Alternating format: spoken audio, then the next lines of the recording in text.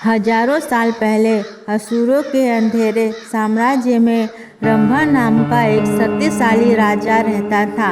एक दिन उसकी नज़र नदी के किनारे चर रही एक खूबसूरत भैंस पर पड़ी। उसकी खूबसूरती से मोहित होकर रंभा ने खुद को एक भैंसे में बदल लिया और उसके साथ जंगल में रहने लगा। उनके मिलन से महिषासुर नाम का एक शक्तिशाली और भयानक बच्चा पैदा हुआ। महिषासुर का जन्म एक अनोखे रूप में हुआ था, आधा मनुष्य और आधा भैंसा। महिषा का मतलब भैंस और असुर का मतलब राक्षस होता है। अपनी माँ से जंगली जानवर की ताकत और अपने पिता से राक्षस की दुष्टता के कारण महिषासुर हमेशा बुराई और विनाश करना चाहता था। अमर होने की आशा में महिषासुर ने भगवान ब्रह्मदेव का ध्यान और प्रार्थना करना शुरू कर दिया। बिना भोजन और नींद के अटूट संकल्प के साथ उसने कई वर्षों तक कठोर तपस्या की। धरती कांप उठी, आसमान में अंधेरा छा गया और एक अनंत काल के बाद उसकी प्रार्थनाएं सुनी गई।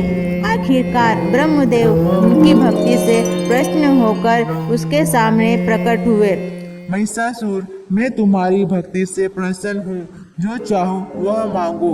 हे ब्रह्मदेव, मैं अमर होना चाहता हूँ। यह असंभव है। जो भी पैदा होता है उसे मरना ही पड़ता है। यही ब्रह्मांड का नियम है। महिषासुर ने कुछ देर सोचा और कहा, हे प्रभु, क्या आप मुझे ऐसा वरदान दे सकते हैं कि मैं किसी मनुष्य या देवता के हाथों न मारा जाऊं? अगर मुझे मरना ही है तो किसी स्त्री के हाथों से ही मरूं। महिषासुर एक बहुत बड़ा राक्षस था। उसे पूरा विश्वास था कि कोई भी स्त्री उसे नहीं मार पाएगी। भगवान ब्रह्मा एक क्षण के लिए हिचकाए, लेकिन वे जानते थे कि इस वरदान में खामियां हैं, इसलिए उन्होंने वरदान दे दिया। वरदान मिलते ही महिषासुर का अहंकार बढ़ गया और उसका आतंक का राज शुरू हो गया। उसने अपनी राक्षसी असुर सेना को इकट्ठा किया और पृथ्वी पर मनुष्यों पर हमला करना शुरू कर दिया। अपने सामने आने वाली हर चीज को मार डाला और नष्ट कर दिया। पृथ्वी पर विजय प्राप्त करने के बाद उसने स्वर्ग में देवताओं से लड़ने का फैसला किया। उसने अपनी विशाल असुर सेना के साथ इंद्रलोक की राजधानी अमरावती पर हमला कर दिया, जो भगवान इंद्र का निवास स्थान था। सभी देवताओं ने अपनी पूरी ताकत से महिषासुर से लड़ने की कोशिश की, लेकिन कोई फायदा नहीं हुआ। महिषासुर अजय था। कोई भी देवता या मनुष्य उसे हरा नहीं सकता था। असुरों ने अमरावती पर हमला कर लिया और देवताओं को स्वर्ग से बाहर निकाल दिया।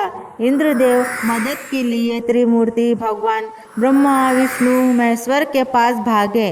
ब्रह्मा ने उन्हें वरदान देने की याद दिलाई और कहा, कोई भी देवता या मनुष्य महिषासुर को नहीं मार सकता। हालांकि एक महिला उसे मार सकती है, लेकिन तीनों लोकों में रहने वाली कोई महिला इस दुष्ट राक्षस को मारने के लिए पर्याप्त शक्तिशाली नहीं है।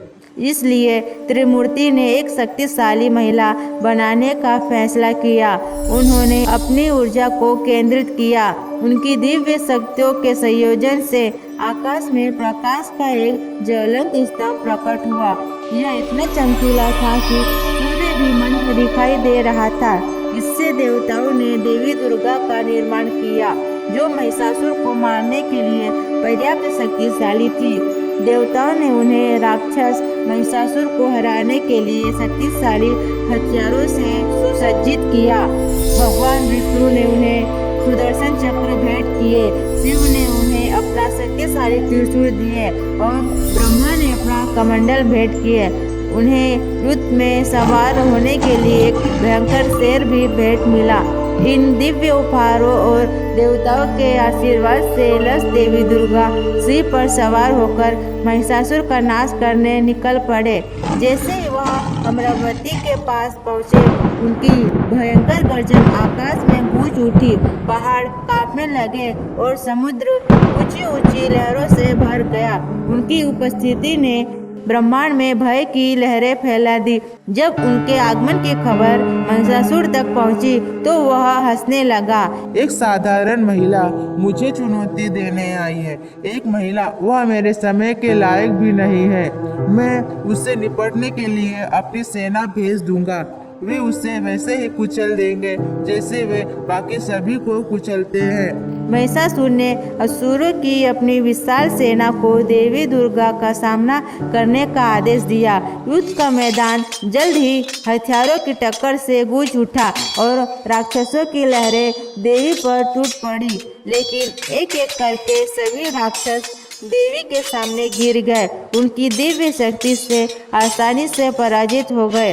अंत में महिषासुर स्वयं दुर्गा देवी के विरुद्ध युद्ध करने गया। देवी दुर्गा को भ्रमित करने के लिए बेताब महिषासुर ने अपनी सारी काली शक्तियों का इस्तेमाल किया। अलग अलग जानवरों का रूप धारण किया। सबसे पहले वह एक क्रूर शेर बन गया जो भयानक गति से दुर्गा पर हमला करने लगा। देवी ने उसे दिव्य सटीकता से मारा, जिससे वह घायल हो गया।